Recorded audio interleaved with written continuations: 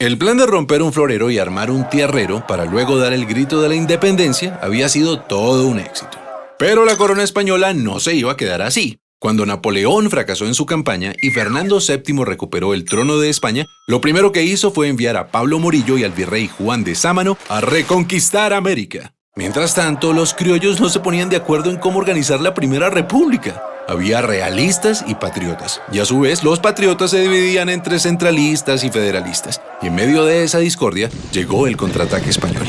Durante la Reconquista murieron grandes personajes y los patriotas que sobrevivieron se fueron a resistir al Casanare, y también al mismo Casanare llegó Simón Bolívar. Su lucha por la independencia ya llevaba años. De hecho, él estaba en Londres en una misión diplomática cuando ocurrió el Grito de Independencia de 1810. Y fue en 1819 que unió fuerzas con Santander para liberar la Nueva Granada. Y sí, el 11 de junio, en medio del invierno y después de atravesar el vasto llano, Bolívar y Santander se reunieron en Tame, a orillas de la Cordillera Oriental. La idea era simple: formar un solo ejército patriota con más de 2.500 almas y atacar al poderoso ejército realista al mando del general José María Barreiro.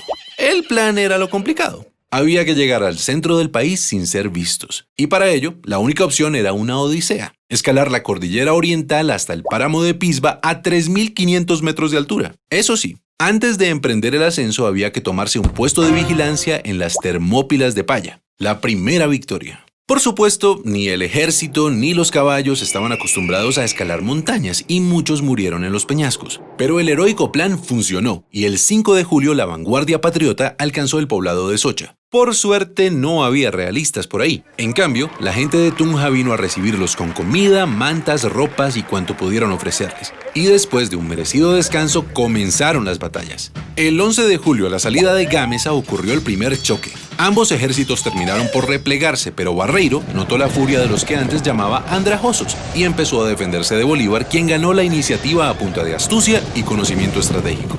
Los patriotas avanzaron en Tasco, Beteitiva y Serinza. Cuando Barreiro vio que llegaban patriotas por el valle de Duitama, se sintió rodeado y el 17 de julio abandonó su cuartel en Tópaga para ir a pertrecharse en Paipa y tratar de prender alarmas en Santa Fe. La iniciativa estaba del lado de los patriotas, y en la madrugada del 25 de julio, un día después del cumpleaños de Bolívar, el ejército patriota decidió lanzar el siguiente ataque.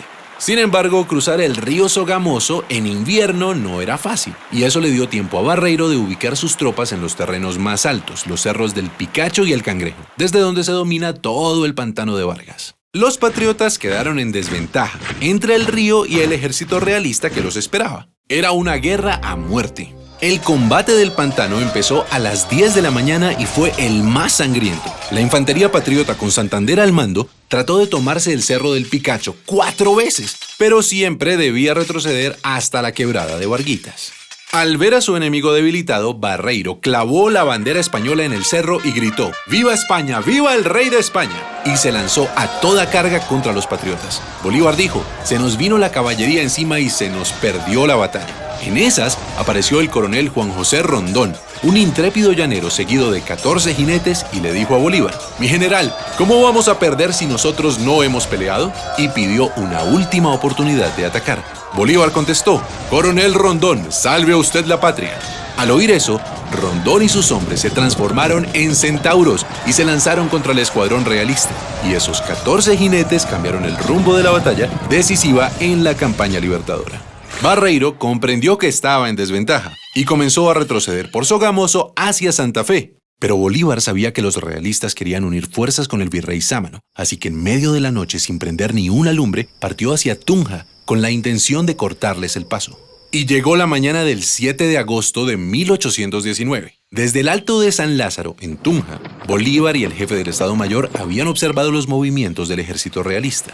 Bolívar se adelantó hasta el puente de Boyacá. Gracias a eso logró ubicarse mejor y esta vez dividió en dos a los realistas, que habían dejado una brecha entre el grueso del ejército y la vanguardia. A las 2 de la tarde, el desprevenido jefe de la vanguardia realista pensó que era un buen momento para almorzar, cuando por su espalda vio llegar a los primeros jinetes patriotas. Al principio creyó que era solo un puñado y quiso perseguirlos, pero pronto quedó asombrado. Entre la niebla vio aparecer la tropa patriota en formación de combate. Durante la batalla, Bolívar se ubicó en lo alto, en la Casa de Teja, para controlar los movimientos desde ahí. A las 3 de la tarde la pelea era intensa, pero los patriotas estaban comunicados entre sí, mientras que los realistas seguían divididos. El general Santander hizo retroceder a la vanguardia realista hasta el otro lado del puente de Boyacá, donde los patriotas los esperaban. Y aunque el grueso del ejército de Barreiro atacó, otra vez Rondón y sus lanceros embistieron sin miedo, de frente y por el centro.